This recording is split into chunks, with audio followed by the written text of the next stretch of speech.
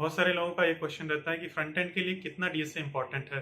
क्या हमें एकदम एडवांस लेवल का डीएसए चाहिए या बेसिक डीएसए चाहिए, या बिल्कुल भी डीएसए की जरूरत नहीं होती, हम बिना डीएसए के भी फ्रंट एंड जॉब्स में जा सकते हैं। मैं अगर आपसे अपना एक्सपीरियंस शेयर करूं तो आज तक मैंने 20 से ज्यादा फ्रंट एंड के इंटरव्यूज दिए हैं, लेकिन आज तक एक भी इंटरव्यू में मुझसे कोई डीएसए का क्वेश्चन नहीं पूछा गया।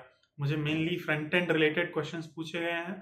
फ्रंट एंड का यूज करके कुछ प्रॉब्लम सॉल्विंग, कुछ प्रोजेक्ट्स, कुछ कॉम्प्लेक्स प्रोजेक्ट्स भी दिए गए हैं, और मुझसे कोई भी डीएसए का एज सच कोई क्वेश्चन नहीं पूछा गया है।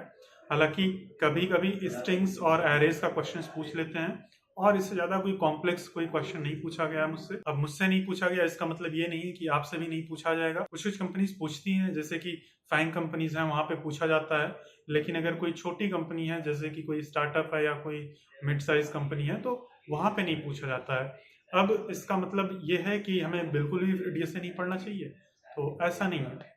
अगर आप बिल्कुल भी डीएसए नहीं पढ़ेंगे तो आप अपना जो प्रोग्राम है उसको ऑप्टिमाइज नहीं लिख पाएंगे। तो आपको बेसिक डीएसए पता होना चाहिए, आपको कॉम्प्लेक्सिटी पता होनी चाहिए, स्पेस कॉम्प्लेक्सिटी और टाइम कॉम्प्लेक्सिटी ये क्या होता है, और बेसिक स्टैक क्यूज और एरेज के ऊपर और स्ट्रिंग्स के ऊपर ये अगर आप बेसिक क्वेश्चन सॉल्व कर लेते हैं तो बस इतना फ्रंट एंड के लिए काफ़ी है। लेकिन अगर आप सीनियर रोल्स पे जाते हैं, जैसे आपको 3-4 साल का एक्सपीरियंस हो गया और आप सीनियर रोल्स के लिए जा रहे हैं, तो वहां पे आपसे डीएसए पूछा जाएगा।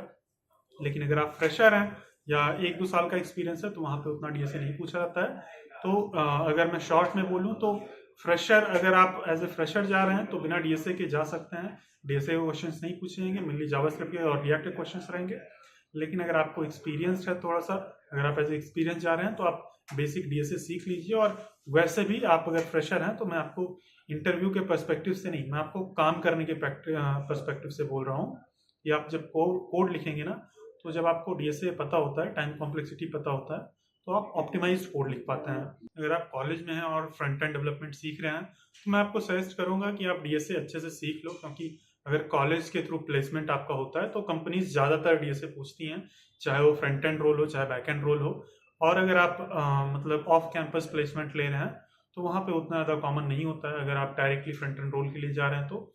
लेकिन अगर आप फ्रंट एंड के अलावा मान लो फुल स्टैक या बैक एंड रोल के लिए जा रहे हैं तो वहाँ पे आपसे डीएसए पूछा जाएगा। वहाँ पे ऐसा नहीं है कि आपसे डीएसए नहीं पूछा जाएगा, तो वहाँ पे डीएसए तो सीखना ही पड़ेगा। तो बस यही आपसे शेयर करना था, डीएसए कितना रिक्वायर्ड है कितना नहीं, और डीएसए इंपॉर्टेंट है, आप डीएसए पढ़िए।